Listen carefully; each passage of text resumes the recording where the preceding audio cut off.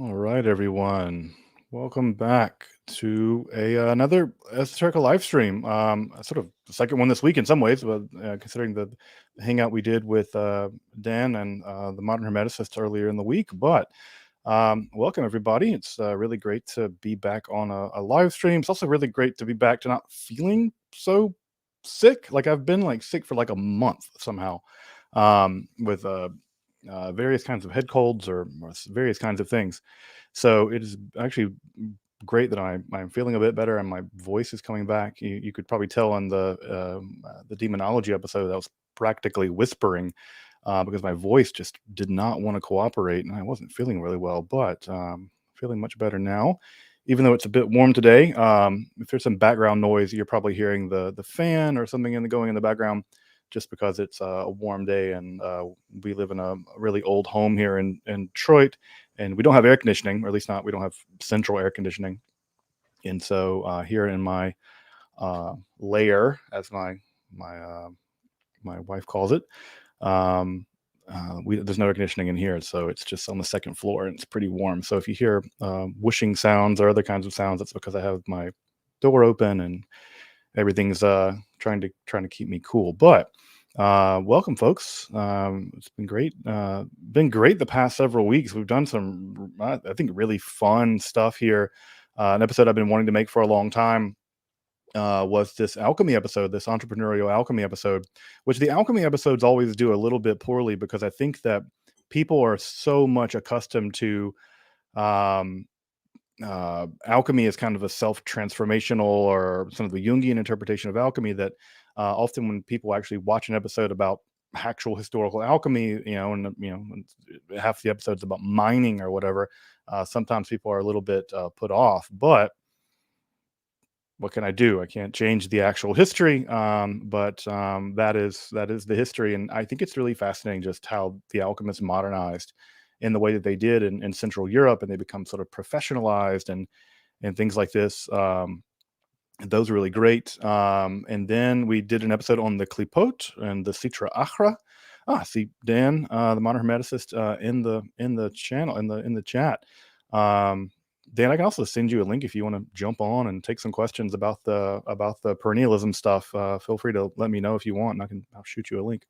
Yeah, the Sitra Achra episode was a lot of fun to do. I love this Zohar. It's just completely crazy. It was just really great to dive into the Zohar and its various layers of insanity, and really get at some of the stuff of the Klippot.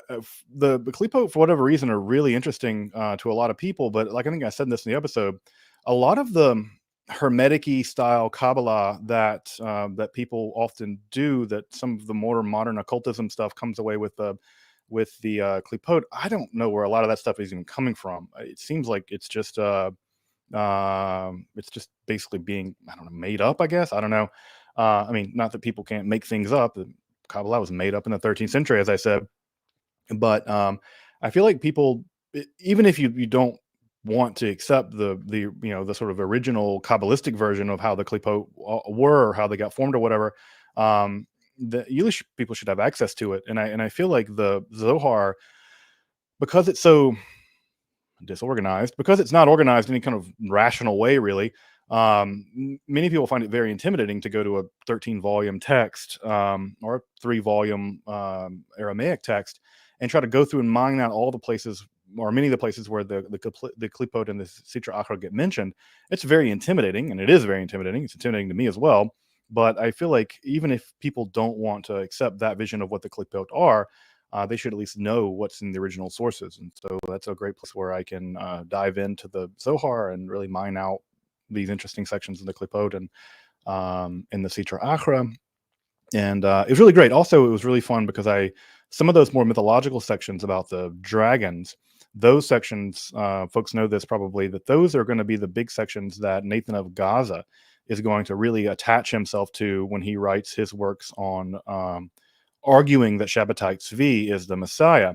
And his book, the Derish Tanaim, the Book of the Dragons, really, it centers on those sections. And in so many ways, to understand the claim that Shabbatai Tzvi was the Messiah is completely wrapped up in understanding those sections of the Zohar, and it's absolutely his understanding of what a Messiah is in terms of the problem of evil as articulated in the Zohar that is going to be the baseline for how he's going to build the entire theory that Shabbatai Tzvi is the Messiah and why he does these strange things and things like that.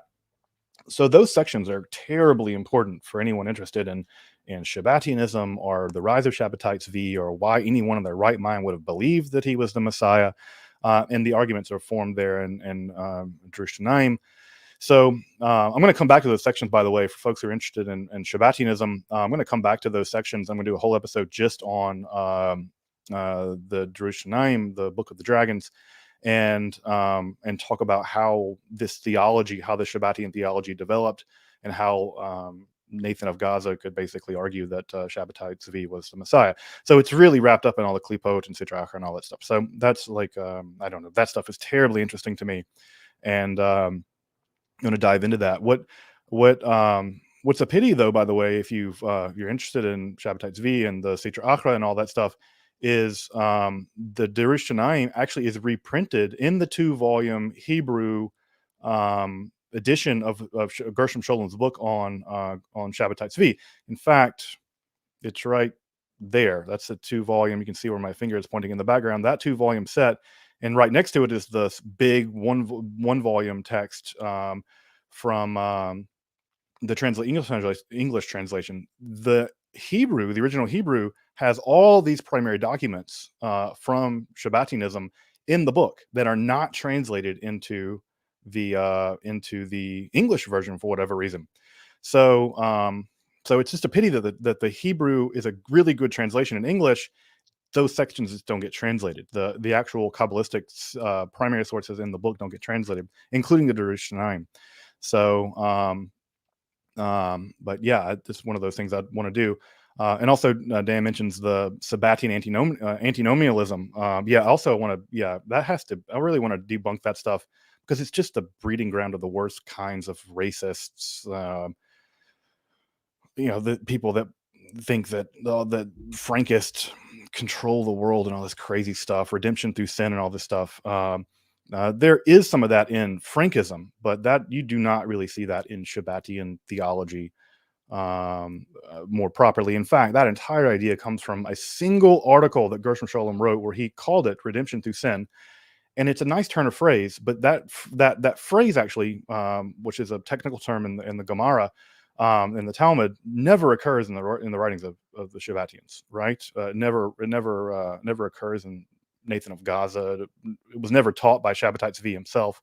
So yeah, it's a bit of a mess, but I'll come back to Shabbatai Tzvi and all that stuff later on, and Frankism and his book, The Wars of the Lord, which is a really fascinating book. So, but yeah, we'll do that. And then we also had the Demonology episode with sort of in collaboration with Anton Shea, who's a buddy of mine.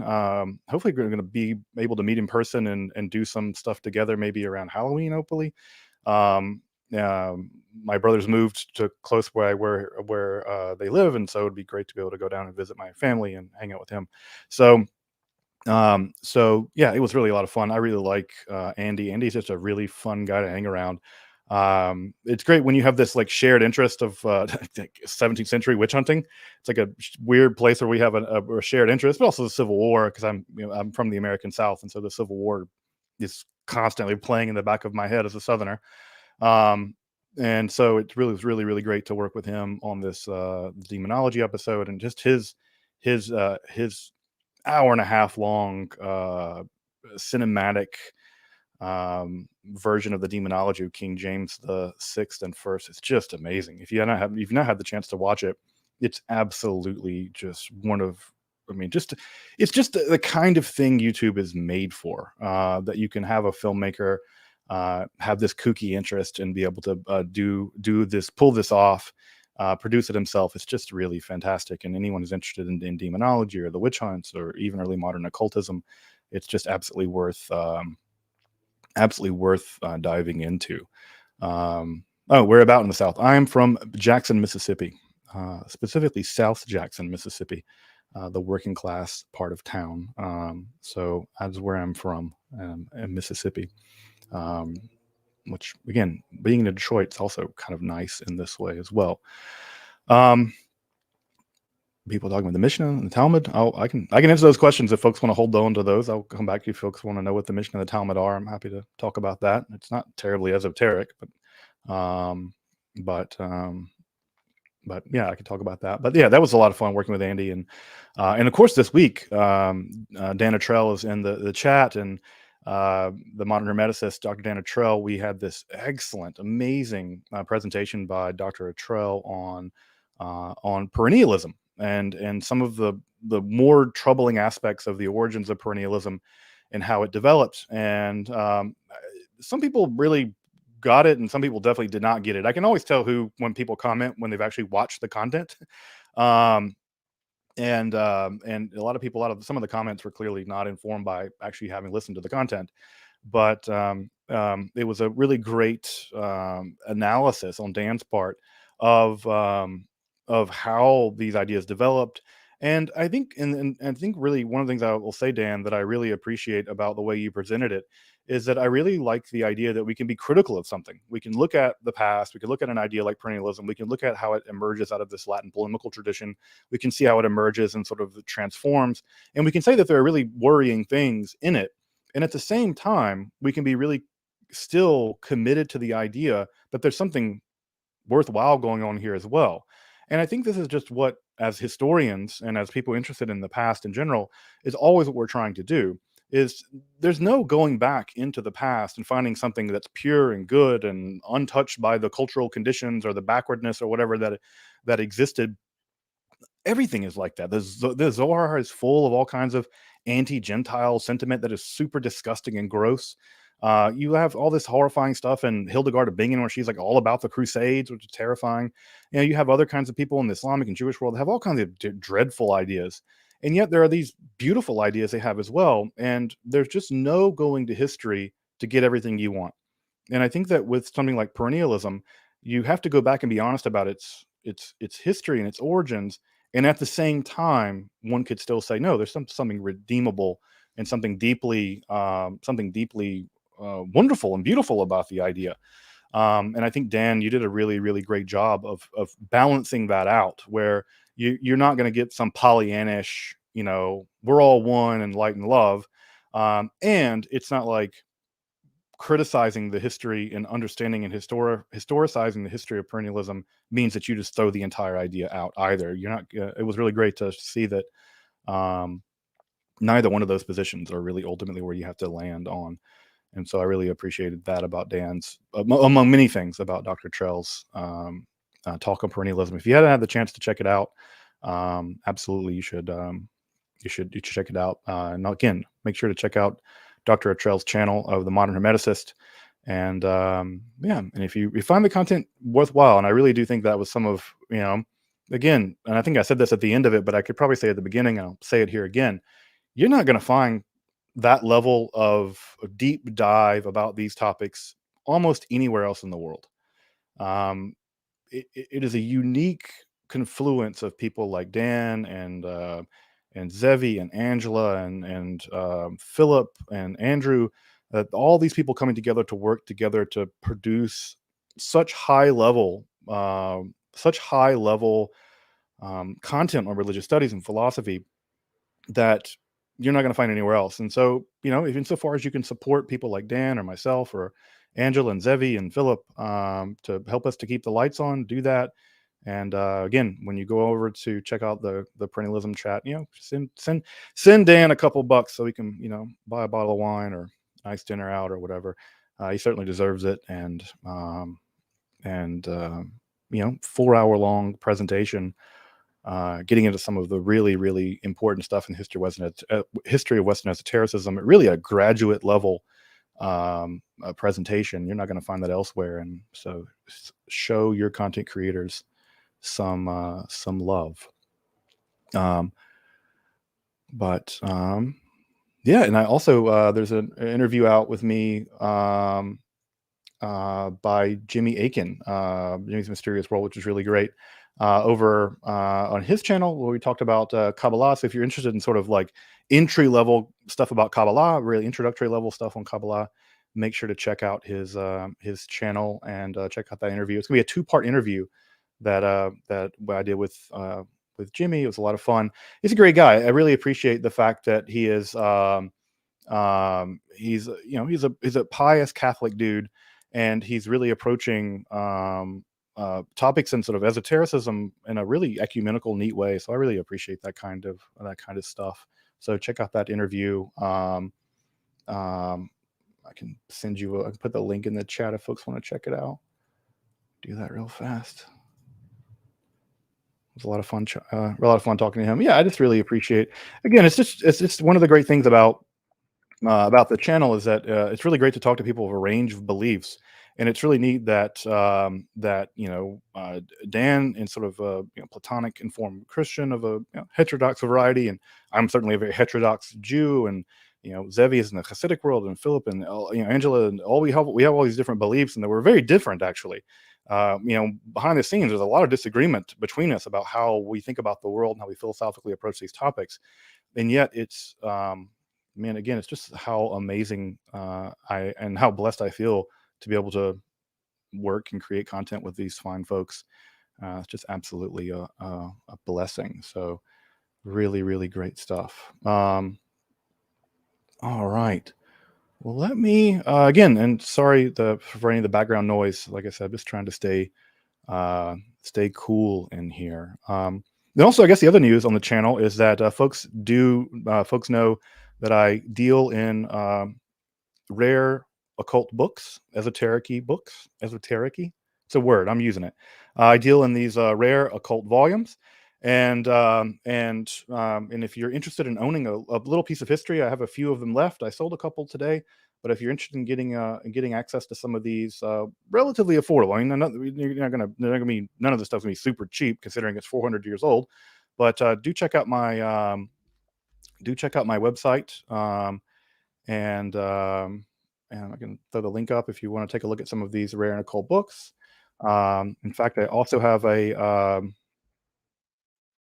copy of my favorite tome of esotericism from the Middle Ages, or really the early modern period. This is the one I have for sale that I kind of want to keep, but this is the enormous disquisition on magic, the Martin Del Rio text, which you can tell this is just a beast of a book. And this is without a doubt the largest, most systematic account of magic and witchcraft in the Middle Ages. It's just encyclopedic in nature. And it really also is really beautifully printed. There's examples here of Greek printing. There's some Hebrew printing in this book as well. And it's just in fine condition considering that's from, I think this volume's from 1720. So this is quite old, all things told, not quite 17th century, but still quite old. Just a great, this is the kind of book that would be like in like H.P. Lovecraft's library, or in an Edgar Allan Poe book or something. So, or Edgar Allan Poe story. So it's a great book, and if you want to take a look at it, if you want to purchase it, you can find. Again, it's available on my website. You can take a look at those, and really do appreciate you supporting the channel by buying basically what is crazily expensive merch.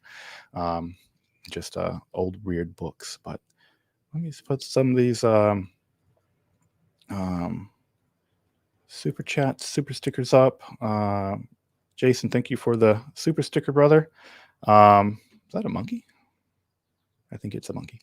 Thank you for the super sticker, folks. Yeah, you can always support the channel during these live streams through the super options. So you can, yeah. Thank you, Vincent. Appreciate your super sticker.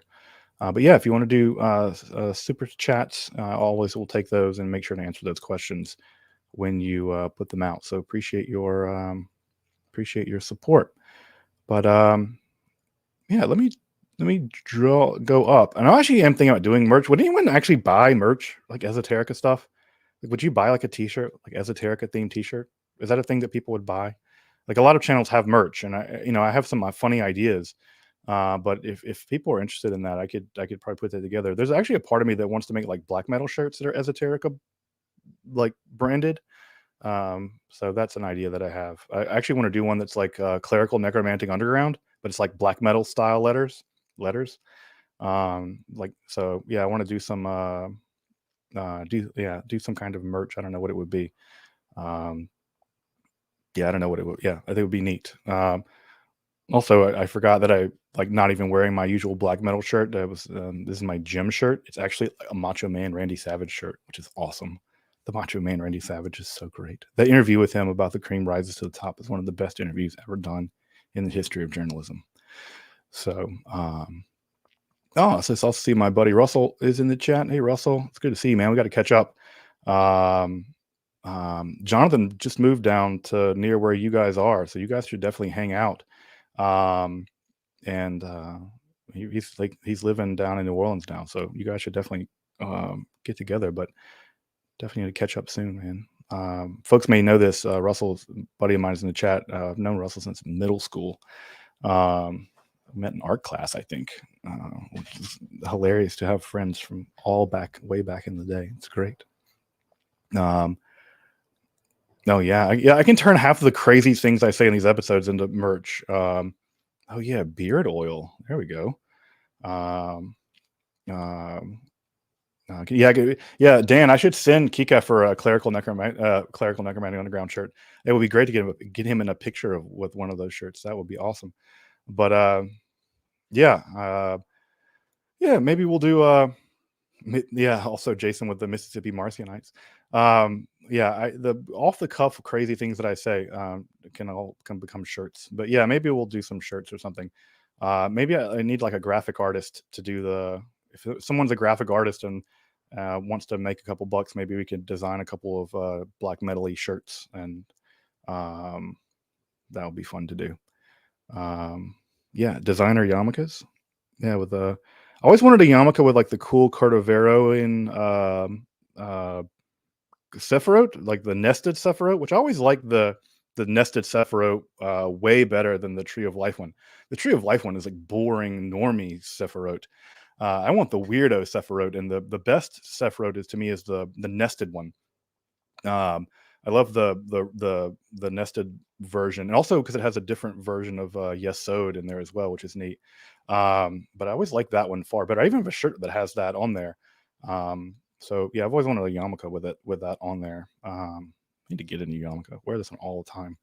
I'm picky about my yarmulkes, but yeah, I need to do some merch. Yeah, it seems like people are interested in merch.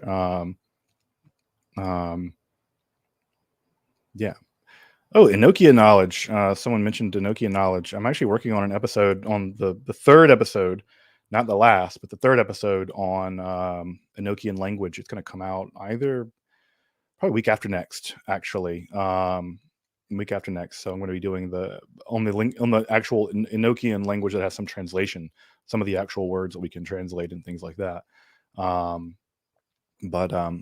look for more Enochian content coming soon. I've been reading over a lot of the Enochiana stuff. I have you may even see it in the background. I have the big 2-volume collected works of D, and I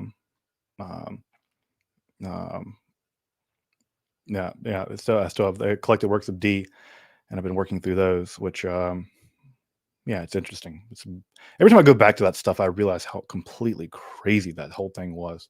I cannot imagine, D and Kelly or whatever, they were experiencing it, but I can't imagine like Lasky. They sort of like brought into the sessions. I mean, can you imagine just like stumbling into one of those sessions? You're like, oh, world, and these angels are telling us how the world's about to end. Lasky and those guys that were able to be in those sessions just must have thought that stuff was off the chain crazy. So, but yeah, I just think all that Enochiana stuff is just nuts. Which I guess is the reason why people love it so much. A lot of people love it so much. All right. Let me jump up here and grab a couple questions from the chat. I see there's a super question there. Let me do that one first, actually. Make sure to get folks. So Mike C, thank you, man. What are your thoughts on modern perennial type movements? Specifically thinking of groups like BOTA, or these silly or genuine systems. I mean, I don't this is where my expertise is, that just doesn't apply. I don't know much about modern perennialist movements. I don't know Boda. I'm not sure. I've never heard of that, so I don't know what that is exactly. Yeah, I don't know. I don't know about what's going on in sort of modern perennialism. This is a situation where my knowledge is just sort of fails me. So I'm sorry that I don't have a great answer to your question. Um, again, I think that the part of the impulse of behind perennialism is I think a good impulse. The idea that somehow beneath all the difference there is something unifying them, and this is an impulse that I think Zevi is very fond of for reasons of for moral reasons. I think he thinks there's a great healing and curative power in that belief, and I'm very sympathetic to that. But in terms of other modern movements in perennialism, I actually don't know. So I'm sorry I don't have a better answer for you. Sorry I don't have a better answer for you. All right. So can I explain my logo? Yep, it's a Mayan hieroglyph. It's the hieroglyph for Tzak, which is I've done an episode on Mayan mysticism and bloodletting, and so it is the image of a hand grasping a fish, which is also the glyph for to conjure a mystical vision in Mayan, in the classical Mayan language. So that is the origins of the the logo of the channel, I guess. If you're wondering how I know that, I was studying my Mayan language because we're going to go on a trip down there and teaching myself Maya, and it was just struck by the beauty of that symbol, and it stuck with me. So that trip actually got canceled, but we did go down to Mayab this January. Had a really great time down there. It was just absolutely beautiful. It's amazing country. So, all right, let me jump and get some more questions. So, folks, if you have any sort of esoteric-y related questions, feel free to put them in the chat, and I'll try to get to them and answer them as best I can. Let's see here. Thought about doing any shirts on Jewish mysticism, but I'd love to do that. It'd be cool to do like a Hebrew, like, I don't know, like Sitra Achra, but do it in Hebrew, but do it in the black metal style. So it's like black metal Hebrew letters. That'd be really cool to do. Sitra Achra, or some of those, like some of the more, I don't know.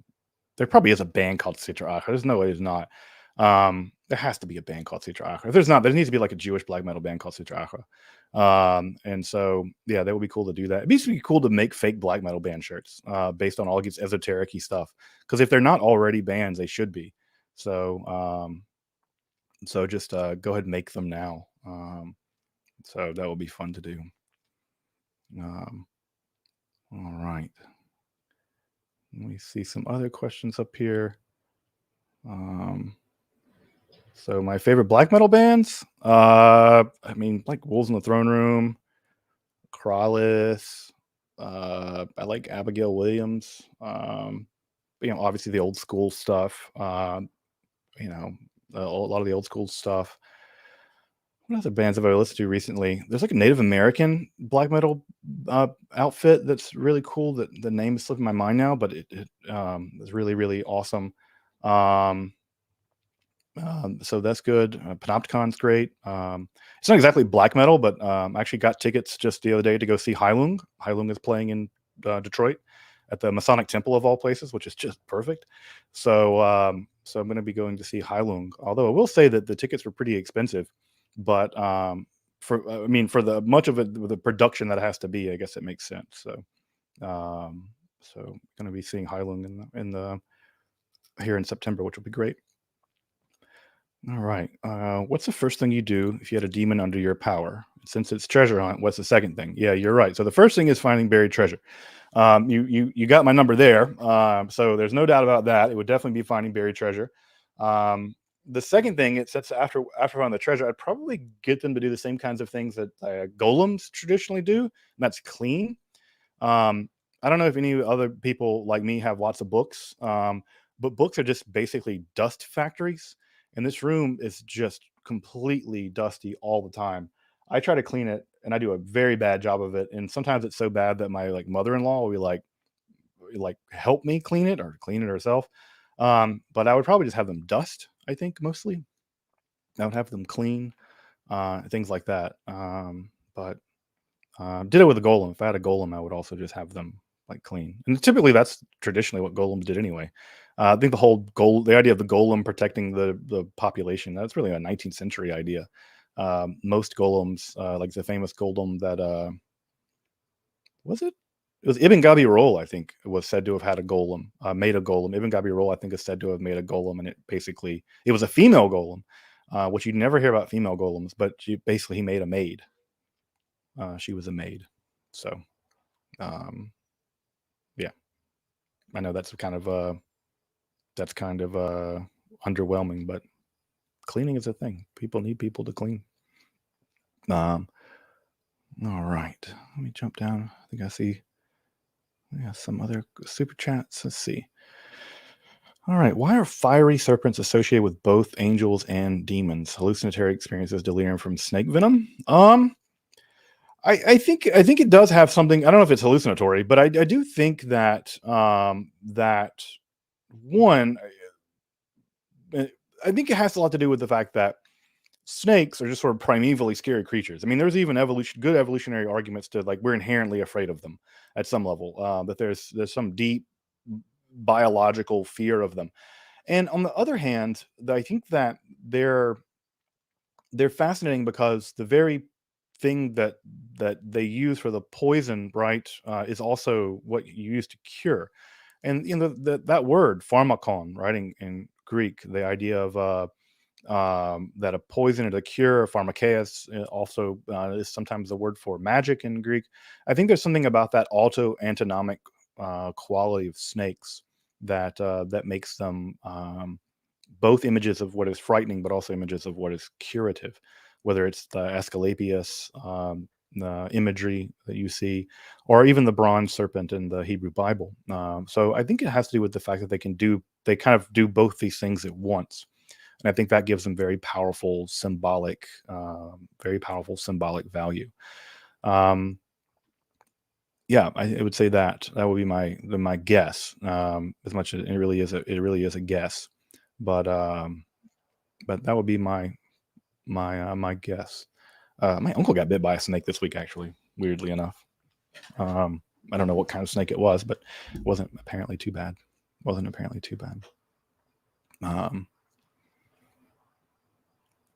Do I do scholarly consulting? Yes, I do scholarly consulting. You just shoot me a message via my website, David, and get in touch with me. And I do scholarly consulting.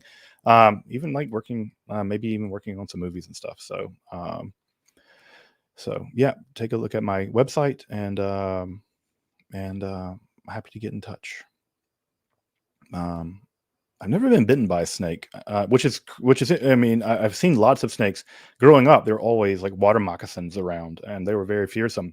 And the most fearsome thing about water moccasins was that if you were, I remember we would go with my dad and go fishing and camping, and above the trees and like the Spanish moss, they would be like these snakes, like water moccasins, and they could like fall into the boat.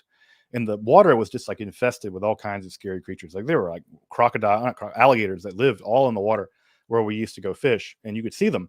And there was always this terrifying idea that what happens if a snake falls in the boat and I would jump out and an alligator eats me. I don't know, there was something very deeply terrifying to me about that, and it still is kind of terrifying. So I don't know. That's my memory of snakes, I suppose. All right. Naroda Vidya, the secret grimoire of Turiel, fan fiction or legit? I don't think it's real. Hold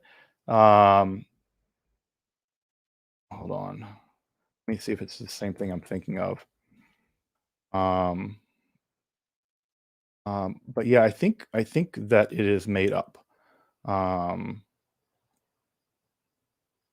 Yeah, I think it's made up. I think it's like one of these like 19th century grimoires. There were a ton of these back in the day that got made up in the 18th and 19th centuries, but I don't think it's historically a legitimate medieval grimoire. All right.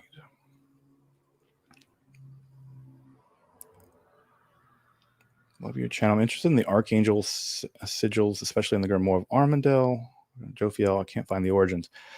I mean, to be frank, all these the sigils and these divine or these angelic signatures, demonic signatures, those things vary enormously from manuscript to manuscript, and no one's really quite sure where or how they developed. I mean, we see them going in some ways all the way back to like sort of Greco-Egyptian magic, but there is an enormous amount of variation from manuscript to manuscript about how those things even get formed. It would be a fun thing to do on an episode, and maybe I'll do it at some point, to go just pick an angel, pick an angel, or pick a planetary figure like Saturn, I suppose, and just look at a dozen different representations of these of sigils as they develop through time. And the truth of the matter is, I don't think anyone has any good idea about where they develop and what their origins are, aside from we see them really first appearing in like the Byzantine environment, but they also exist in astral magic and over in like Picatrix land, and there's some of the symbols that occurred there. But their ultimate origin, and you're probably thinking of the sort of little ringlet symbols that are connected with like these lines that you see. The ultimate origin of them is Greco-Egyptian magic. I have an episode about the history of the best guess about how they developed. But you can check out that episode on Greco-Egyptian magic, and specifically the history of these magical characters, to get a sense of how they developed and why and things like that. So why the obsession with buried treasure? Because it's buried treasure. Is there anybody out there that does not want to find buried treasure? Like this, like the Goonie impulse par excellence. I just want to like go in a magic adventure and find buried treasure and vanquish some evil thing. It's like everybody who wants to have a D&D adventure in real life. At least I think they do. At least I certainly do. Be the best thing ever. Best thing ever. Eddie, I have a question for you that may be a bit out of your wheelhouse. What do you think of UFO mythology as a secular mode of mysticism? Feel free to speculate wildly. Okay, yeah. So one, I'll guess I'll out myself and say this. I do not believe extraterrestrials have ever visited this planet. I don't think mathematically it's possible. I don't think any technology actually is going to ever exist that's going to get us much further out of our solar system. I think physics just isn't going to allow for it, and certainly we'll never get out of our local group. Never. I mean, we will be in the local group forever. So I just think, one, I just don't think there've never been extraterrestrials visit here. Now that doesn't mean that that there aren't unexplained aerial phenomena or whatever, UAPs or UFOs, what they call them now. That sure, there's all kind of weird stuff in the universe. That's certainly the case, that there are weird things we can't explain. So I think that if you look at a lot of the alien mythology that has developed since the 1940s, I think that so much of it actually contains hangovers from demonology. And there's an episode of the channel I want to make at some point actually showing how a great deal of demonological tropes actually come into the UFO mythology. With the nighttime visitations and being attacked, or whenever the sort of the things that go on. And I would absolutely say that there's a carryover from demonological lore from the Middle Ages and the early modern period into the UFO mythology. And so in that way, I do think that a lot of the mythology from the Middle Ages has actually transferred over. So in that way, I think it's interesting, because I would say that there is kind of an esoteric aspect to that. And it'd be interesting to trace out how a lot of these mythological ideas get transferred over into the UFO mythology, and tracing some of that stuff out. So, but yeah, I've never been convinced that that we've ever been visited by extraterrestrials or interdimensional people. Like, I don't know, like, even if there are other dimensions, let's just say string theories are right. Let's just say there actually are other dimensions. They're tiny. I mean, they're infinitesimally small. And that's part of the difficulty of finding them. You need high energy levels, and you would need to, you would super high energy levels, and these little tiny dimensions are not going to be places where things live. But yeah, I just don't think that they could visit here. I just don't think that aliens, I don't think we'll ever visit them either.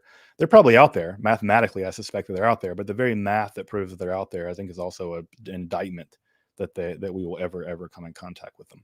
So, but yeah, I think the UFO mythology is super interesting. And it's also interesting to see how it changes, like what comes on TV, right? Like the what is it? The Barbara, one of the really older ones, right? Like what's on TV on like an episode of the Twilight Zone or whatever, how that will like get sucked into the mythology, and how what's on television or what's going on in comic books or what's going on in whatever gets like pulled into the mythology, and how there's a synergy between what's going on these recovered memories. And that recovered memory stuff is also important because that's also going to be a big deal in the Satanic Panic in the 80s. How that is pulled out, then put back into the public domain, then put back in and put back out. So you get an interesting synergy there. But yeah, I mean, and also people just don't really understand the power of mass hallucinations. I mean, it is amazing the kinds of mass hallucinations that have happened in history. Everything from the Marian apparitions that occurred in, I don't know, Egypt, to this big alien incursion that was a mass hysteria moment in Africa. So these are clearly cases where there have been mass hysteria, and it's fascinating, but yeah, no, I don't think there's any amount of extraterrestrials visiting this planet. Also, I just feel like if they could have technology where they could travel at those kinds of speeds, if they could travel approaching speed of light and make it here, which there's all kinds of physical reasons why nothing can do that. Why would they visit us? Like, I would imagine they would have as much interest in us as I have in like the ants on the side of the highway when I'm driving. Like, I don't think about those ants or those insects living on the crevices of the side of the road when I'm going to the post office. I can only imagine that their relationship, if they're that advanced to have technology like that, I can only imagine that they would have the same relationship to us. We would be of no interest whatsoever to any kind of species that could develop a technology like that. I just can't imagine they're of any interest. We'd be of any interest at all. Much less interest of like kidnapping us and doing experiments. They would have nothing to learn about us. So yeah, I just don't think the story just doesn't make any sense to me at all. Doesn't make any sense to me, or it doesn't make any sense to me as a factual. It makes a lot of sense as mythology, but it doesn't make any sense in that way.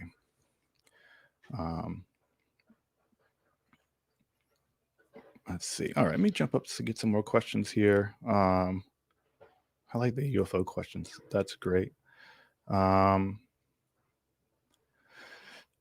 Hey, Daniel. Good Shabbos, I think, where you are. I think you're in Israel, right? So good Shabbos. Question: is there Zoroastrian influence or transmission on Sethian Gnosticism? Does it exist? I don't know. I think a lot has been made.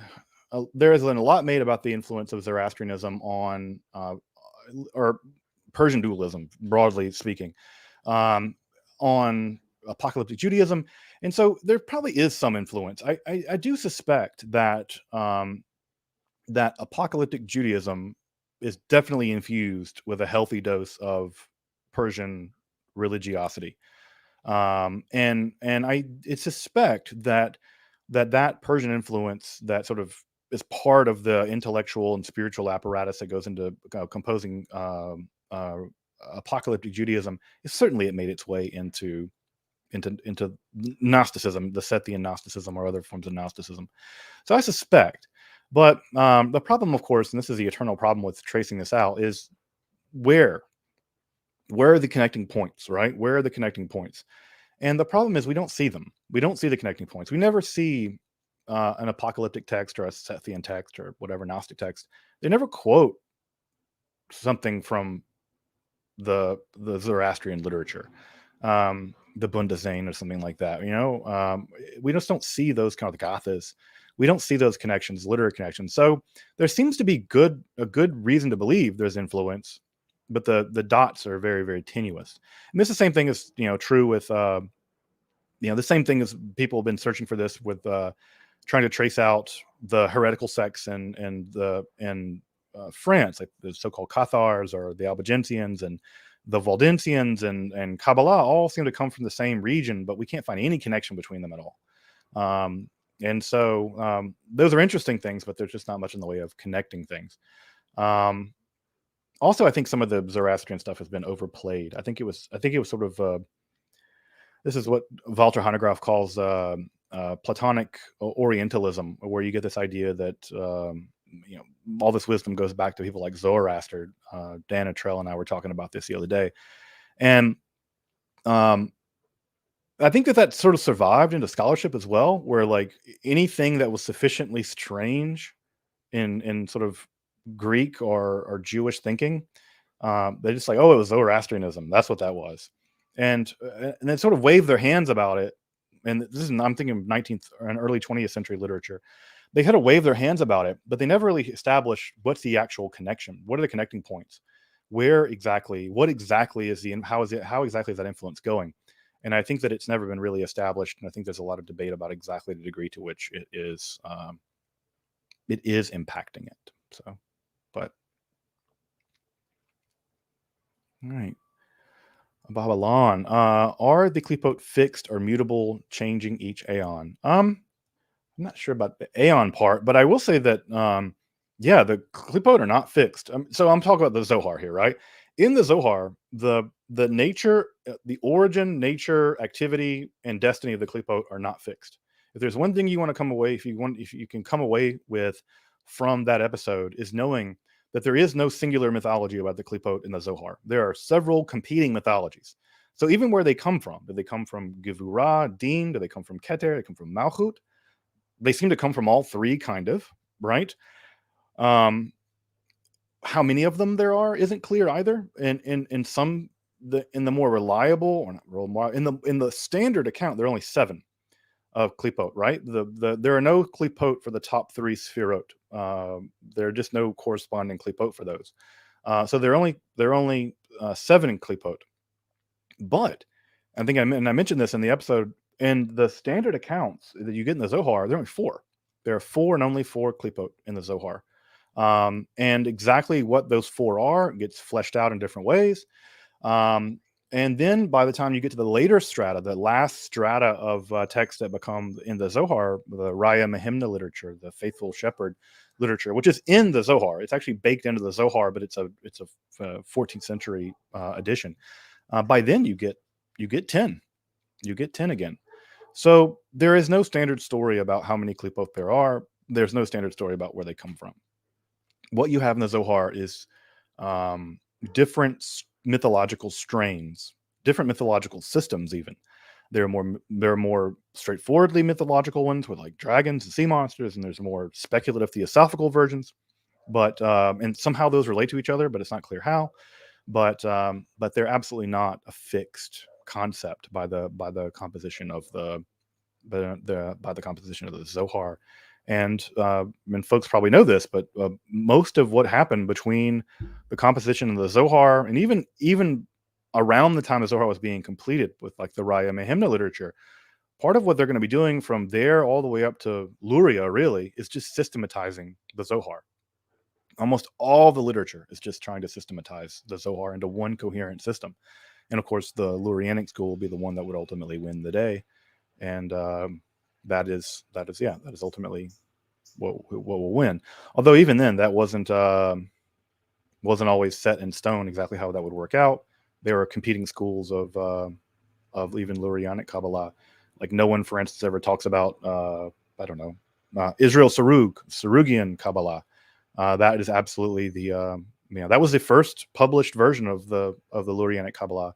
But of course, it would be other people it would be Chaim Vital's version that would ultimately win the day.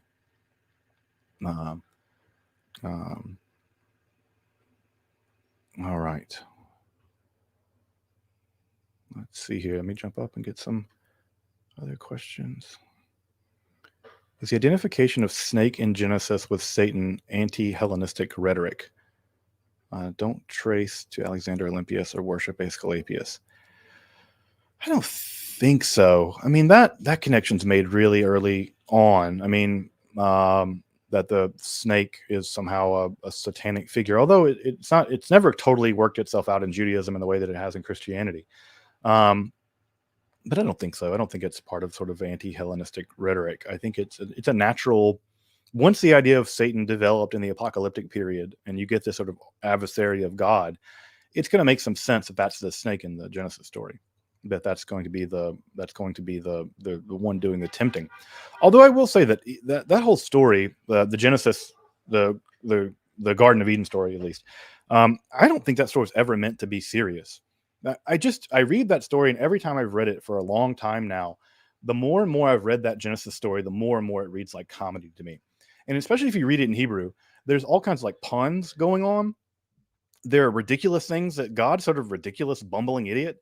And God's also clearly afraid of the people. There's a great moment where God sort of like forgets that they've eaten of the tree of knowledge. And it's like, oh crap, if they eat from the tree of life, they'll be immortal like us.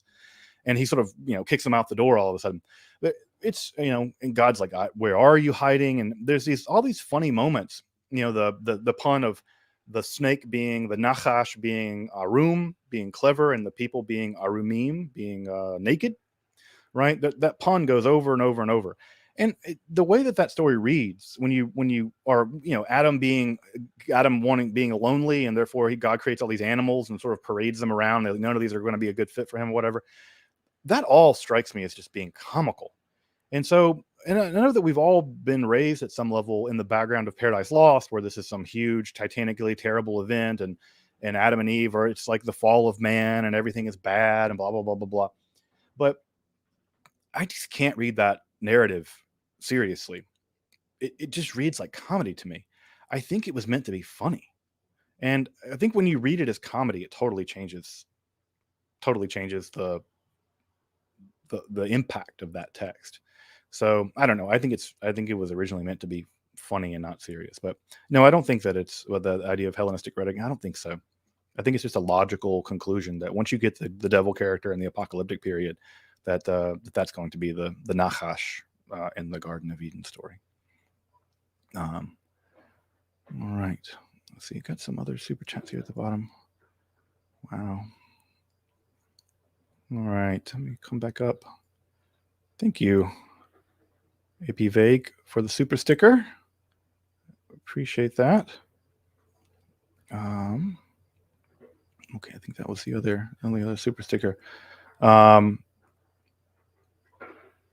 Yeah.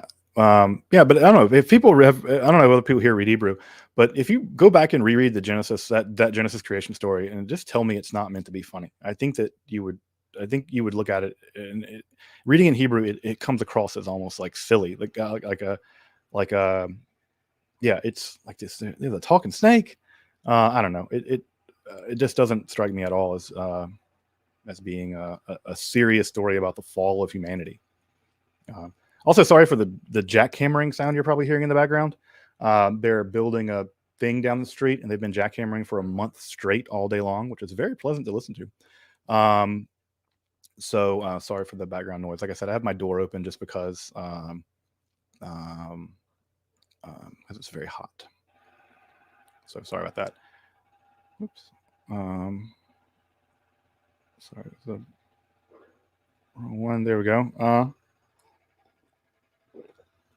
Dr. Justin. I like Dr. Justin. Could you please elaborate why you never tried the occult yourself? If you did, could you kindly explain your experience? So this is a well-known, I think, fact about me, is that I'm not a practitioner. I never have been. I've never done any experimentation with the occult, aside from, I guess, some alchemy when I was a teenager. And that just led to me, hurting myself. Like actual metal alchemy, like real alchemy. So why have I never tried the occult? Why magic and stuff? I guess there are two reasons why I've never tried it. One, I just said there are religious prohibitions against it. I don't want to break those religious prohibitions. I think they're good religious prohibitions, at least for me.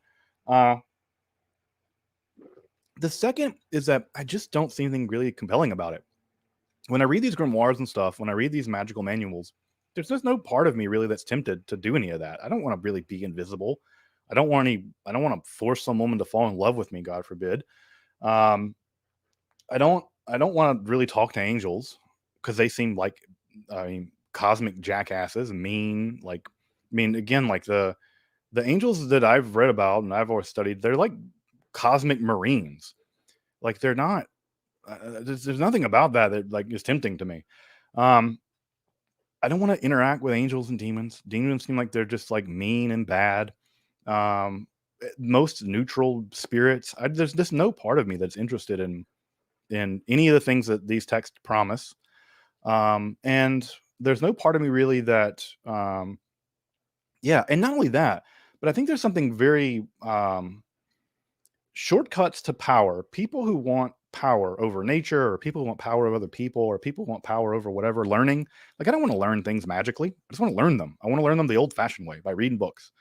Um, and I don't know. I'm very skeptical of that impulse, that desire to like shortcut and get stuff, by, using magical powers to get things that you want, whether it's love or power or sex, or you memorize the entire monster manual, whatever. Like, I don't trust that impulse. I don't trust that like cut corners impulse. So there's just nothing about or finding my true will. Like, I'm just not interested in finding a true will. I don't want to have a true will. I don't want to have a singular thing that's telling that I'm supposed to do in this life. Um, I'm disinterested in there being any meaning to life at all. If there is any meaning to life at all, life becomes a cosmic prison. And so I'm deeply cherish the meaninglessness of existence. So I don't want to find a true will. I don't want to find my higher self. I don't want there to be any. I'm not interested in that at all. I don't want enlightenment. Like, everything I read about enlightenment and like Buddhist stuff or whatever. I don't care about that. I'm not interested in being enlightened. I don't. It doesn't strike me as. It seems like a lot of work, for one. um, and I just don't care about being enlightened. I don't care about transcending myself. I don't care about the afterlife. I really hope there isn't an afterlife, like any afterlife. If I wake up and after I'm dead and there's heaven, or God forbid hell, but if there's even heaven, I'm going to be very pissed. Like, I'm just looking forward to non-existence. I didn't even consent to be here. So, I have a lot of romantic ideas about non-existence. I'm looking forward to non-existence. So there's nothing about the spirituality of it that really appeals to me. And so I've never practiced it, never tried to tinker around with it. Yeah, I think I've said this before, right? In the same way that I don't want to walk into a room and there be a lion there, I wouldn't summon a lion into my room, even if there were magic circles to make the lion not attack me. I wouldn't summon a lion into my room. Why would I summon the metaphysical equivalent of that? I wouldn't do that. That doesn't seem wise. Seems unwise to me. So, so yeah, that's that's at least some of the reasons why I've never tinkered around with magic or whatever. Doesn't seem that interesting to me. All right. Thank you, Baba, for the super sticker. And yeah, thank you for that. I appreciate you. Thank you, Tommy. Let's see. Thank you. Lamb goat soup. Thank you. $10. Thank you. God is an all-powerful creator. So I asked him for a sign, and he sent me an amazing comet with a strange gray diamond shape in the center, a black pupil surrounded by blue and white fire. Thoughts? I do not know. I have no idea. I don't know. I don't know if God is an all-powerful creator. It's like I don't think it requires a lot of power to create this universe. I mean, a lot, but not all of it. But yeah, I don't know. If you got a comet, that'd be cool. Giant dust ball in the sky, like, yeah, dust and ice, space dust, bound together, weakly bound together. I don't know. But yeah, not so interested. Yeah. But yeah, I don't know. I don't know what that would mean. Is Enochian really all that impressive? Why? I mean, it's impressive in its enormous variety. I think that's part of the actual angelic sessions are really fascinating, just because there's so much stuff going on constantly, and the characters and the personalities around it are also pretty interesting. I mean, Madimi is really an interesting kind of personality that's worth. You get to kind of see her grow up over the course of the 7 years they do the session, so it's kind of interesting. Dee and Kelly are just a weird couple. The wife swapping stuff that happens. It just needs to be a movie. Like it needs to be like a Netflix series, John Dee show. So and also I mean, one of the angels like basically tells him to go tell Rudolph II off, and he like does it. John Dee was crazy to do that. I mean, he literally told Rudolph II to repent. He was a sinner or whatever. And he did it. And he's lucky he didn't get himself killed. So there's just so much interesting about it. I mean, the language, the Enochian language, as I'll talk about next week or week after, I mean, it's not that interesting as a language. There's nothing terribly exotic about it. It's basically just sort of a weird conlang of English in many ways. There's nothing terribly interesting about it as a language. But it is interesting in that, basically we have Kelly developing it, or at least unconsciously developing it, and we have these interesting texts written in it. And I think that's very specifically interesting and weird. I'll talk more about, how I think Kelly did it and what was going on there. But yeah, I think that's really, really fascinating in terms of just linguistic history and the development of those kinds of things. So, but yeah, I think Enochian is interesting. It's just, it's interesting just because of the strange variety of things that one gets in there. Let's see. All right.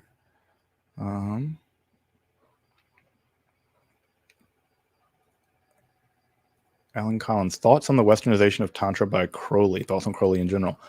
I don't know a lot about Tantra, at least in the Eastern traditions. That'd be a good question for Dr. Angela Puka. She knows a lot more about the Eastern side of things. I think thoughts in general about Crowley. I will say that my thoughts about Crowley have changed over time. I used to be highly disinterested in Crowley and really turned off to a lot of Thelema stuff. And that's mostly because the Thelemites that I had experience with are just, I don't know, trying to ape the worst part of Crowley's life, which is just bad. But I've actually come to appreciate Crowley a good bit more as I've gotten older.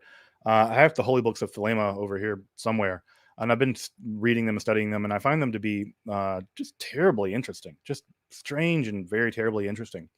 And so Crowley, I think once you separate Crowley from the soap opera that was his life and think of him as a religious innovator, I think he actually becomes a lot more interesting, because otherwise he's, like I said, it's just sort of this Aleister Crowley soap opera. But I think that once you get past that and get into the deep core of what's going on in his mystical experiences, I think those texts really are fascinating, and I think worth studying and worth appreciating as part of the new religious movement.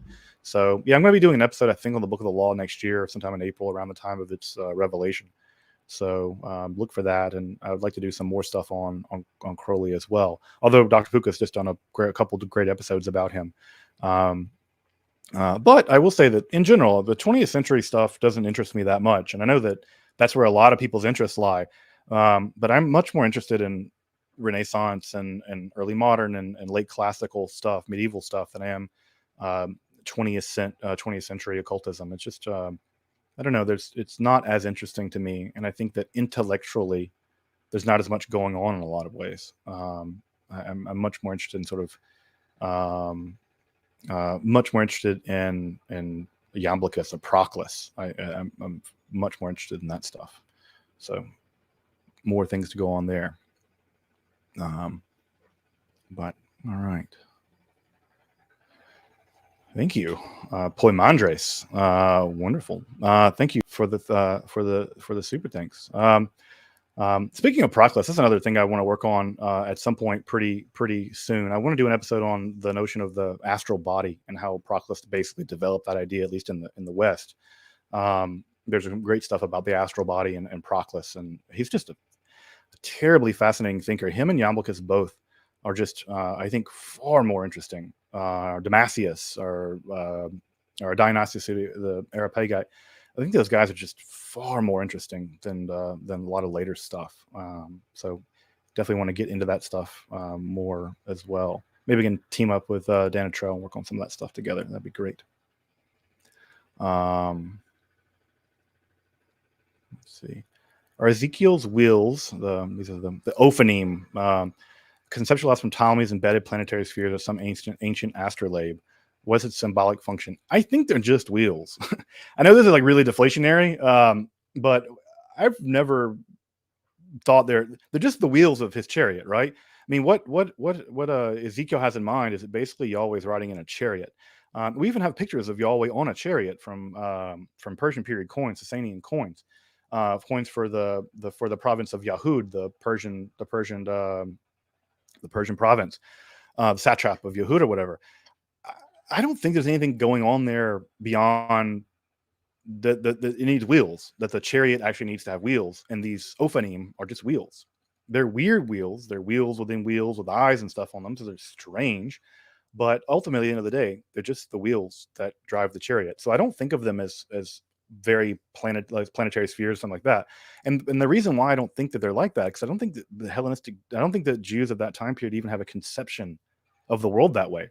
I think that Jews in the world at that time still considered the idea that there was just a dome above the world, the universe, right? And that dome basically held everything in it and water and stuff, and that was it. And I think that they really thought of the world as a flat disk with a dome sitting on pillars, and it's not a Ptolemaic, Aristotelian crystalline spheres and stuff like that. I don't think they had any conception of anything like that. So no, I just think that they imagine it basically as the wheels that drove the chariot of God, and that was what they were, the opening. Yeah, but yeah, people want them to be much more than that, but I don't think they were anything other than that. Just weird wheels. All right. Let's see here. Let me go scroll back down. Yeah, he did, Jim. Yeah, he did write about apophatic theology. Jim, you're absolutely right. Yeah, and I just find him to be terribly fascinating. I think both the modern hermeticists and I have that. Yeah, Gershom Scholem. Yeah, you're right, Dan. That he has a whole chapter about the Tselem as well. It'd be neat to compare the idea of the Tselem in Kabbalah and the idea of the vehicle that you see in Proclus and other folks in terms of astral bodies of some kind. So this Tselem astral body stuff that also appears in Proclus as well. It's just really that's super fascinating stuff. So yeah, I'm gonna come back to that stuff at some point as well. Do I practice a specific religious tradition? What, in your opinion, is the most iconic symbol of occultism as a whole? Most iconic symbol of occultism? Probably the Ouroboros. Would people agree with me? Oh, hey, Philip. Philip from Let's Talk Religions here says he just introduced his wife to the Ezekiel opening the other day. Yeah, that's some psychedelic literary stuff. It's great. I would say the Ouroboros, I think, has to be the classic symbol of Western occultism. I can maybe the Tetricus too, the Pythagorean Tetricus. Although that's less popular, I think, these days. Yeah, I think. And do I follow a specific religious tradition? Yeah, Judaism. It's like a rank and file yid. Although I guess I identify more with like the Lithuanian school of Judaism. I tend to think of myself as more Litvak style in my Judaism. But whereas my buddy Zevi, who I was just talking to on the phone earlier, is much more in the Hasidic. He's Hasidic, and so again, shows you how different we are. That we come from almost. The joke, right, is that, or the name for the kind of Judaism that I come from is Misnagdim, the opponents of the Hasidim, and now we have a Misnagd and a Chassid who are good friends. So, but that's my specific tradition. Reconstructionist Judaism, particularly. I would say also that if people want to have if you want to have an insight into what my religious tradition is, you can go read Judaism as a Civilization by Mordecai Kaplan. Kaplan, I would say that I'm not so much a Reconstructionist as I am like an Orthodox Kaplanian. And if you want to know basically what my beliefs are in terms of religion, you can go read Judaism as a Civilization by Mordecai Kaplan, and that's my go-to text. All right. let's see here. Get some other questions. Make sure I haven't missed any of the super chat. Yeah, I guess. Yeah, you're right, Alan. The hieroglyphic monad also. Yeah, that's that's even taken up. Yeah, it's also taken up into Rosicrucianism and stuff. Yeah, folks know that I did my big research project in Amsterdam at the University of Amsterdam on the hieroglyphic monad. I did my basically my master's thesis on Dee's hieroglyphic monad. So I spent a long time focusing on that little book. So. So yeah, that's a great the hieroglyphic monad. I think it would be a great one. But yeah, I don't know. I would say that also I would say the Ouroboros is it goes back so far, right? We have it already back in what's her name? Cleopatra the alchemist has it displayed in some of those texts. So it's so ancient and so simple. I mean, that's also part of what makes it so powerful is how simple it is as well. So, all right, let me get some other questions here. Let me get the time as well. 2:11. I can stay till about 2:30, 2:45 today, and then I have to go get my kiddo from school. All right. Let's see. Yeah, the Aleister Crowley and Western Esotericism, the Bogdan edited volume is really, really good. That is a really great volume. I think Angela was working her way through it. Dr. Puka working her way through it. That's really, really, really, really good stuff. All right, let me see other questions. What's your take on the elder gods like Cthulhu? I love H.P. Lovecraft. I'm actually going to the H.P. Lovecraft conference in Providence in a couple weeks. I'll be presenting on Lovecraft's occult knowledge. Like how did Lovecraft come to have his knowledge of the occult?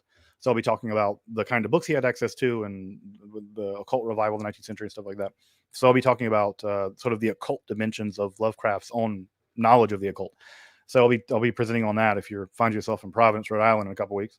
Yeah, I really appreciate the sort of Lovecraftian universe. I've always found a great deal of sympathy for that world, and I even in some sense that like if there were powerful beings, they would be kind of like the beings that he describes. And I've always kind of liked the fact that there's a kind of Gnostic element to Lovecraft, where Azathoth is also like this cosmic idiot god, sort of sitting at the center of the universe, dancing blindly to a flute or whatever. And this is very Yaldabaoth like. Even Azathoth even kind of sounds like Yaldabaoth. And I wonder to what degree Lovecraft knew anything about Gnosticism, because the world he basically invented is a kind of Gnostic world. It's a world where everything is actually really, really bad. And but unlike the Gnostic world, and this is where I tend to agree with Lovecraft a lot more, is that there's no way out, right? There's no salvation coming. There's no way, you can beat back the insanity and the madness, but you're not going to ever win, and there's certainly no escaping it. So there's a kind of Gnostic element about the Lovecraftian world that I've always appreciated, and I always like the fact that Lovecraft himself was a hardcore materialist and has invented a mythology so rich that it's actually gone on to its own legs in terms of chaos magic and stuff like that. I really appreciate the fact that Lovecraft would be rolling in his grave in this stuff, and I really appreciate that. To me, I love that kind of irony. I like this comment. Sledge just convinced me not to listen to any of his ideas about spirituality. You should not listen to them, not because they're wrong, because I actually just don't have any ideas about spirituality. I just don't have any ideas about spirituality at all. I'm not even sure what spirituality is, to be honest. People use that word, and often I find it perplexing about what exactly they're talking about. Truth Seeker, hey buddy, it's good to see you, man. How did I start down my path, and what's your motive to keep going? I basically started off studying this stuff because I was interested in it because of seeing it on television, like in shows like In Search of or Arthur C. Clarke's Mysterious World. And I became skeptical of it, so I never became like a practitioner or a believer in any of it. but I maintain an interest, and I, was lucky enough to be able to follow that interest at the academic level and study this stuff in a more permanent way. So, and what's a motive to keep going? It's interesting. I mean, I don't believe in, magic or demons or whatever, or gods and things. I don't believe in any of that, but that doesn't make it any less interesting. It makes it actually just all the more interesting.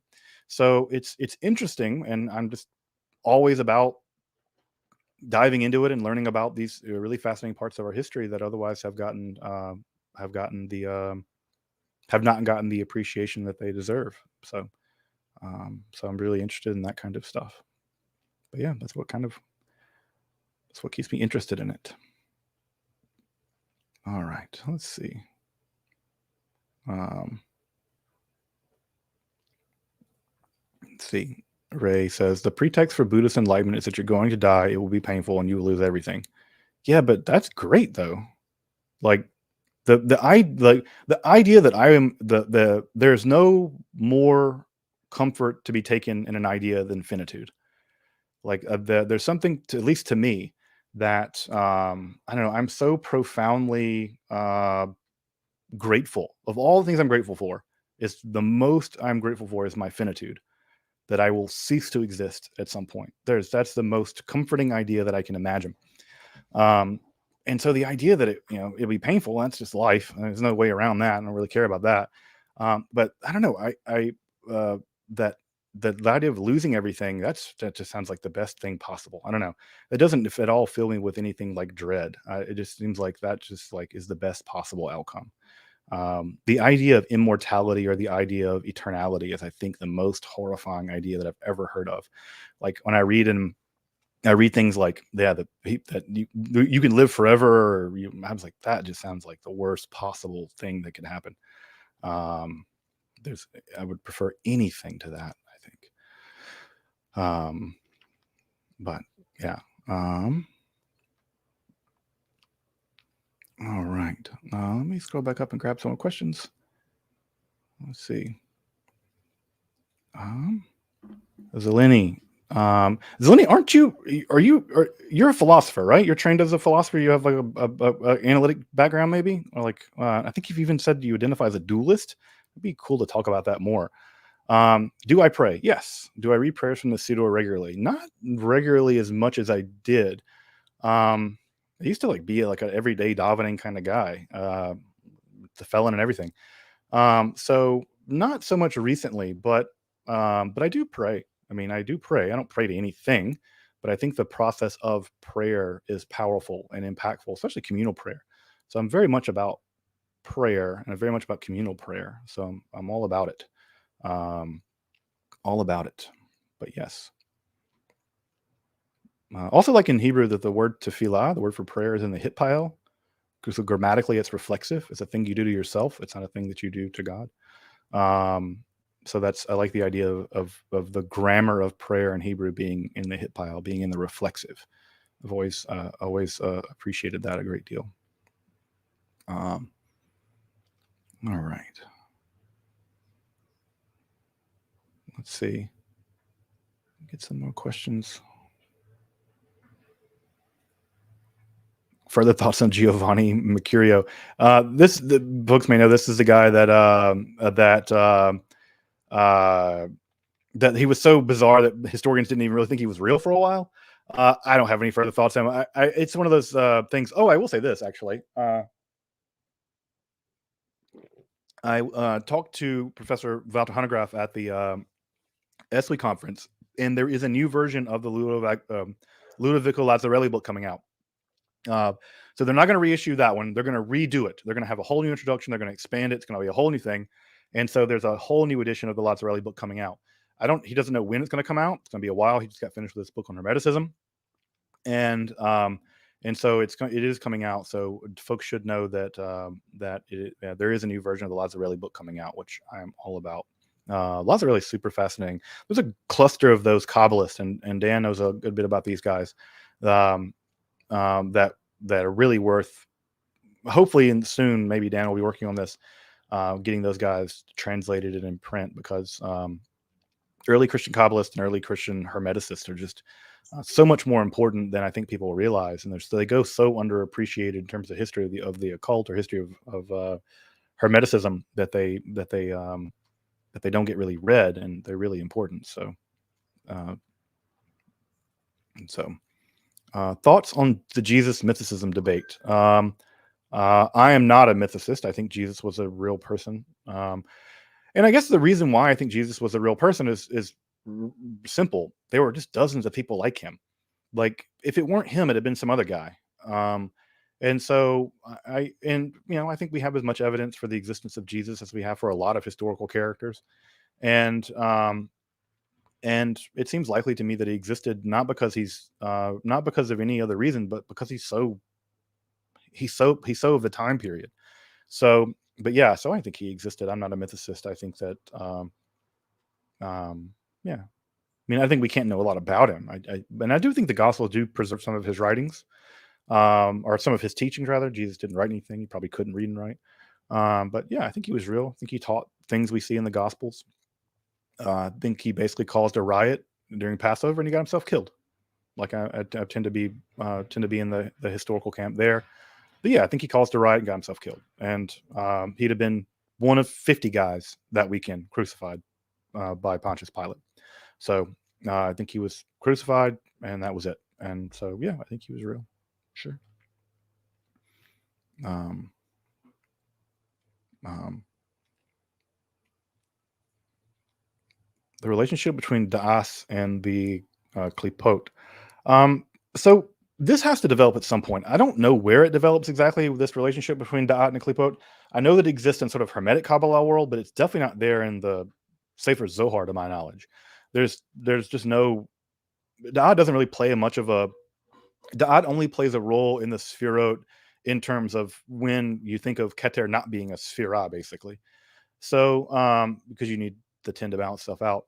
But but at least in terms of the Zohar, there's no relationship between Da'at and the Klipot at all. I don't, not the one that I found.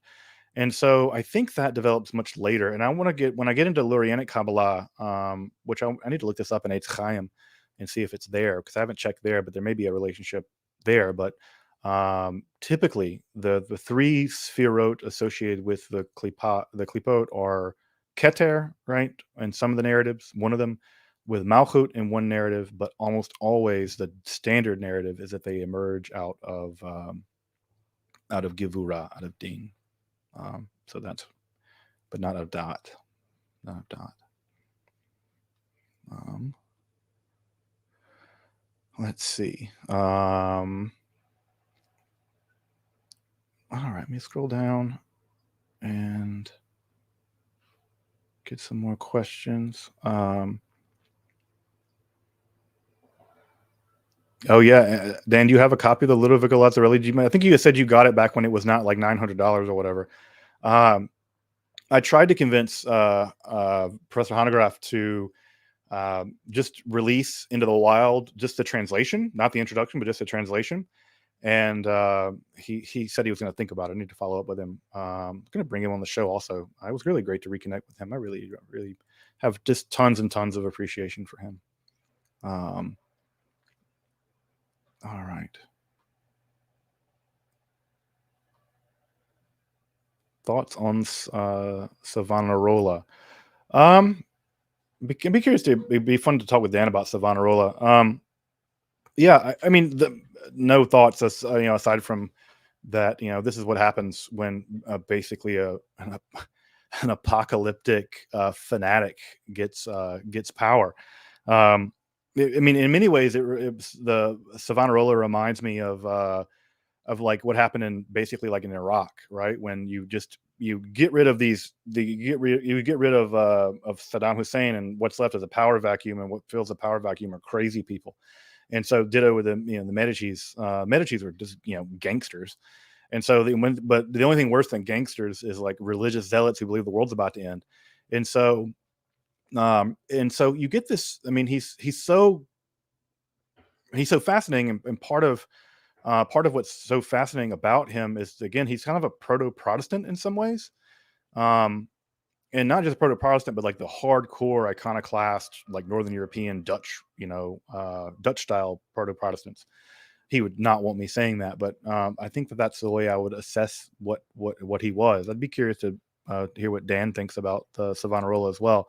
But yeah, I think that he's very much a very much in this apocalyptic Joachim of Fior kind of Führer, and really did believe the world was about to end and wanted to purify the world before it did. So super scary stuff. It's not the kind of guy that I want in charge of the government. Hey Marcus, good to see you, man. Where did the 10 Klippot first get their names? So I don't know about the 10, and there are lots of different names for them. But the first place that I know of where the Klippot actually get names are just the four Klippot, and they first get their names, and they come from Ezekiel. Actually, there's one line from Ezekiel, and that place in the Zohar where the Klippot first get names is in the Raya Mehemna literature. So it's important to think of the Zohar as not one book. It's actually just a bunch of books kind of stitched together. And into the book stitched together, there's a layer, there's a slightly later layer of the Zohar called Raya Mehemna, written in the 14th century, about a generation after the actual first layer of the Zohar is written. It's called Faithful Shepherd because it's always the faithful shepherd is talking. It's Moses. And in that literature, it's where, and there's two places I think in the Zohar where you get an analysis of the Klippot and the names of the Klippot, and they come from Ezekiel. They come from one verse in Ezekiel, and then later there's some other Klippot added on, like Tohu and Bohu and Tehom, the deep. They get added on, and eventually I think that kind of adds up. There's another place where the Klippot are also named that isn't my Raya Mehemna, but it's just different words for anger. So you have the idea is that the Klippot come from Gevurah, from the side of Din, and because they come from this side of like anger, rage, they are various forms of anger. So you get anger, rage, hatred, these kinds of words, synonyms basically in Hebrew for anger, but not the righteous anger of Din, Gevurah, but the unrighteous, out of control anger, unchecked by Chesed. And it's there that you get different words for anger, and those are the words that track to the Klippot. But in none of those sections really do you get a one-to-one mapping with the Sefirot on the good side, on the Yetzer HaTov, on the good side. You get, they're just sort of named, but they don't match one-to-one with the Tree of Life or with the Sefirot. So that is where they're first named.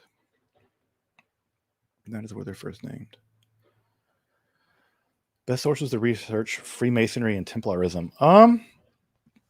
I don't know a ton about Freemasonry. This would be a great question for Eric Aronson, a buddy of mine, on his channel. So I'll ask him and ask him what's a good research on Freemasonry. Templarism, there are a lot of great books on the Templars. I have a couple upstairs. I can't think of any one jumping to mind specifically. Yeah, the Templars are really fascinating in the history of the witch hunts, basically, because they're the subject of one of the earliest witch hunts. So they're really fascinating in that regard. Basically, that frame. This is what happens when you get badly in debt. When you go badly in debt, you kill if you can kill your debtors, you do, and that's what basically the King of France did. He just killed his debtors. But I think that's all. I don't think they survived really. Maybe a little bit in Portugal, but so. Yeah. Have I ever considered doing an evidence on an episode on early religious and movements? Yeah, I'm going to definitely do one on the LDS. Absolutely going to do one on the sort of occult origins of the LDS and Joseph Smith's relationship to occultism and his relationship to treasure hunting and stuff like that. So I'm definitely coming back to that. There's a couple of really great books about Joseph Smith and his relationship to occultism and Freemasonry. Of course, the temple ritual, basically, until it was changed in the 1970s, I think, was lifted almost exactly out of, even with the the cutting of the throat stuff lifted directly out of Freemasonry, and so so definitely coming to do something on the LDS movement. Also going to be covering in a little bit the Connecticut witch trials, which no one ever talks about. The Connecticut witch trials, Salem really gets all of the attention, but the Connecticut trials were earlier and more extensive, lasted for like 30 years. And so the Connecticut witch trials will also be a subject for an upcoming episode this fall. Maybe also working with Aton Shea again, which would be really, really great.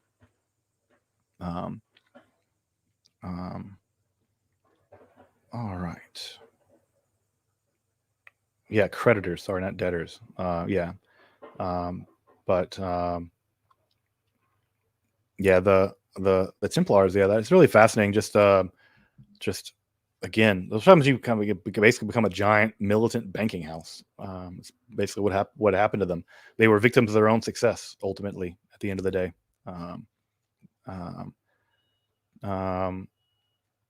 Do I have any ideas for a Halloween episode?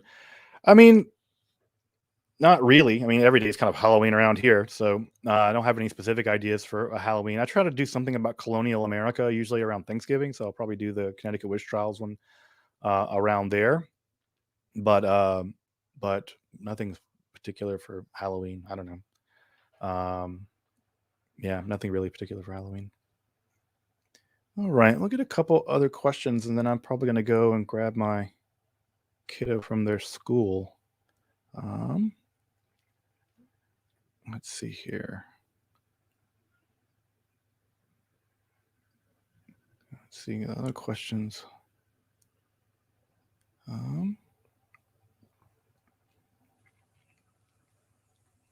Have you got any concise accounts of alchemical transmutation processes that you can share? None.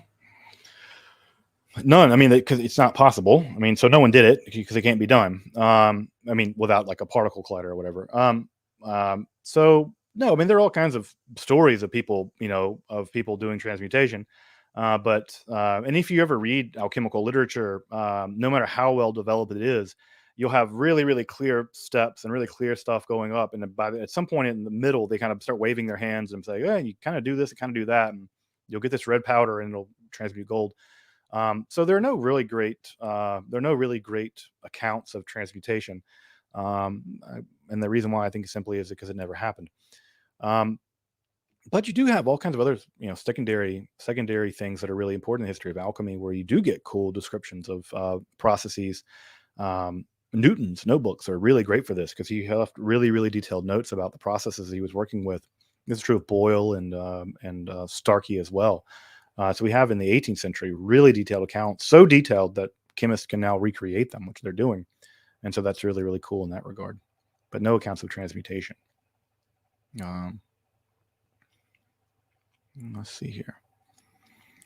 Would you ever do a video on themes and elements of Kabbalah related to modern scientific, such as quantum physics or the Big Bang Theory? Probably not, because I think those are just metaphors, right? I think when we try to take Kabbalah and push it into modern scientific theories like quantum physics or the Big Bang Theory, and I think Daniel Matt does this. He's a translator of the Zohar. He talks about the relationship of the Big Bang Theory and the Zohar. I just think that they're separate magisteria, and that trying to compare them does disservice to both of them, actually.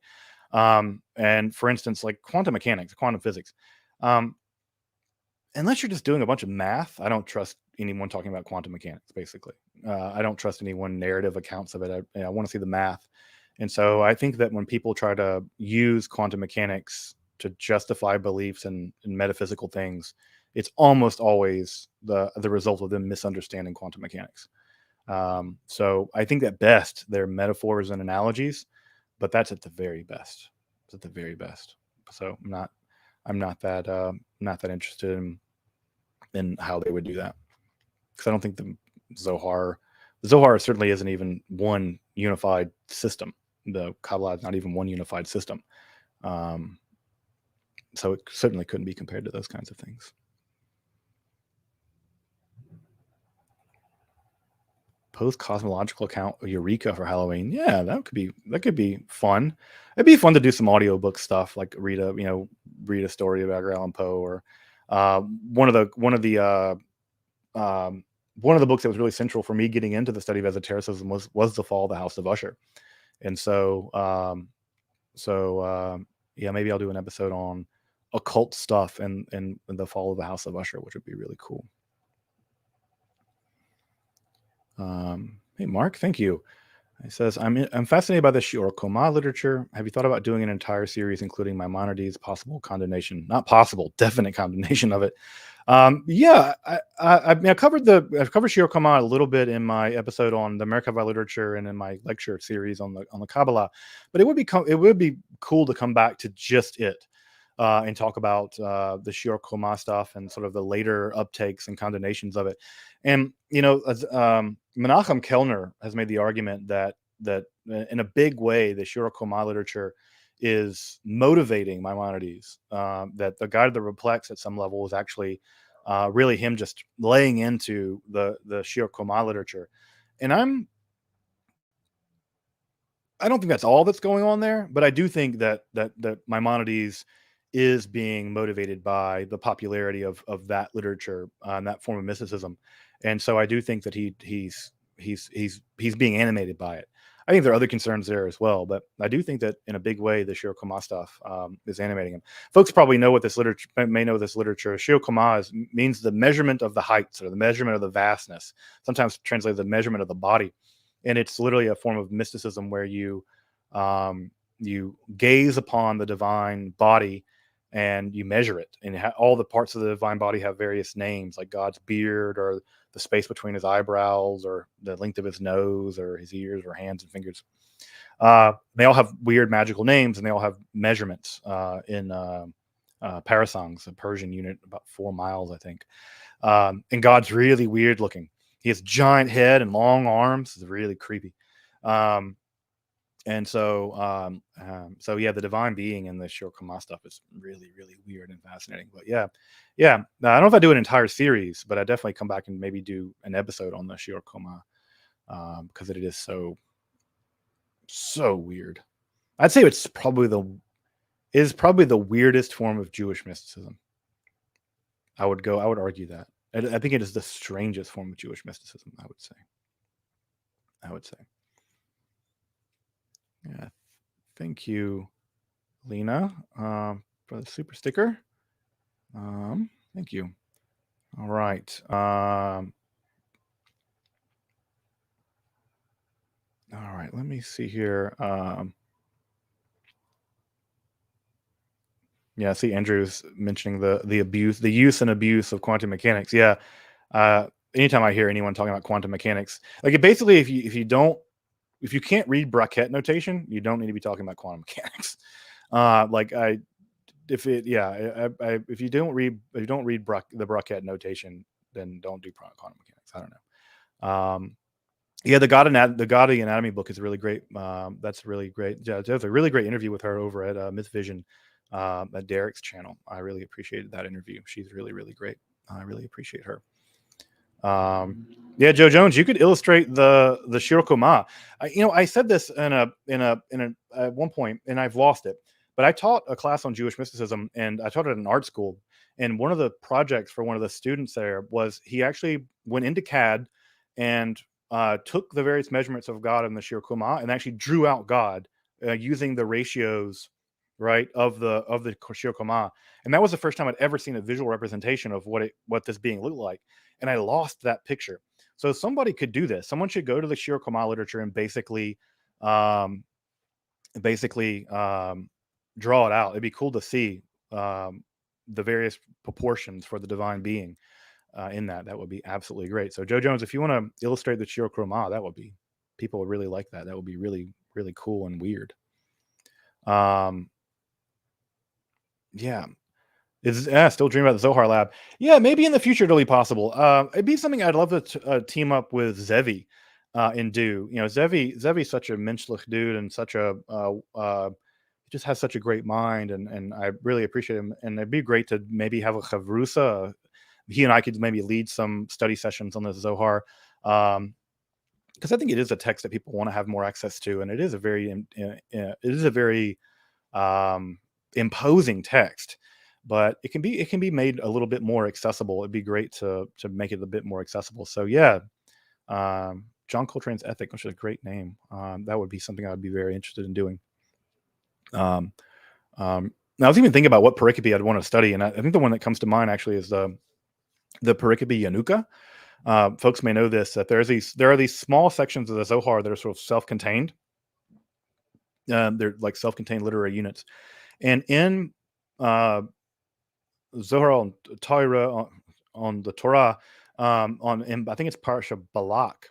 There's this random section where they're talking to a wonder kid, and this wonder kid is like knows all about the mysteries of everything, and he's like outsmarting the rabbis and all this stuff. So it's really a great section, and it's very compact and has a lot of cool stuff in there. So I think the section I'd like to study or do some learning maybe publicly would be Nuka, which would be that's a great section to work on. It's a great section to work on.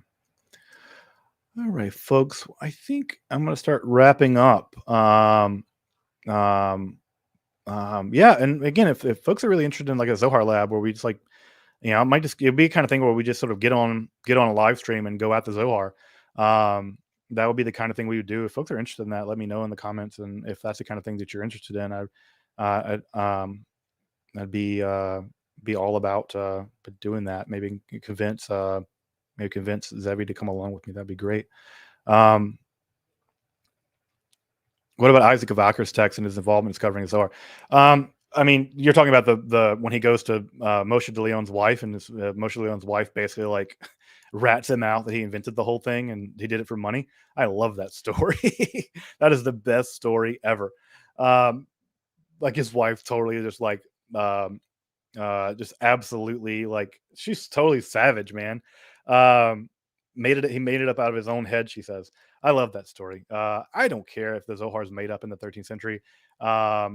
It doesn't interest me at all that it is or isn't from the 13th century. I think it's an absolutely ingenious text, and insofar as it is an ingenious text, in that way, to me, it's timeless, and I really love it. So that's a great story, though. And people really try their best to get around that. But man, when your own wife says you made it up, that is you're done. You're done. Yeah, thank you, Diana. Glad you like the channel. Yep, we are definitely nerds. Esoteric nerds. That's like the king of the nerds, with the esoteric nerds. Because not only are you into like weird stuff, not only are you into obscure stuff, you're into like you're in the outer limits of weirdo land. When we go to esoterica stuff. You, Dr. Justin, go to the Vatican. I've been to the Vatican. I've been to the Vatican archives. It's not as secretive as you would think, honestly. I know that people want to believe that everything is down there and the Ark of the Covenant and all kinds of stuff is down there. It's not as inaccessible as you would think it is. People are non-Catholic people are working in there all the time. So it's very accessible, actually. If you have a good reason to be there, they'll let you in. You can do research. Vatican's not as weird not as inaccessible as people think. All right, folks. Well, I'm going to jump off, but I'm going to get my kids and start having some nice Shabbat, even though it's going to be hot and humid here. But again, I really appreciate you guys, hanging out with me. 230 something people hanging out. So yeah, appreciate you hanging out. Appreciate you, supporting the channel by watching and commenting and supporting the channel in different ways. So just really grateful, really thankful for all of you for your support of the channel, for leaving such kind comments and just hanging out with me. I'm absolutely just grateful for all the kind comments and all the kind support I get of the channel and of this project of doing all this stuff. So yeah, thank you all very much. For folks who observe the Sabbath, I hope you have a great Sabbath. For folks who are observing the fast of Tisha B'Av this weekend, I hope you have a meaningful fast. I know we typically say, some call like hope it's an easy fast, but I don't like the idea of an easy fast. If you're going to be fasting, I hope that it is a meaningful fast. So for all my people that will be fasting on Tisha B'Av this weekend. I do hope you have a meaningful fast. And appreciate everybody. And thank you so much. Good Shabbos, Shabbat Shalom. And thank you so much for coming along with me on the crazy adventure that is esotericism. Take it easy. Bye-bye.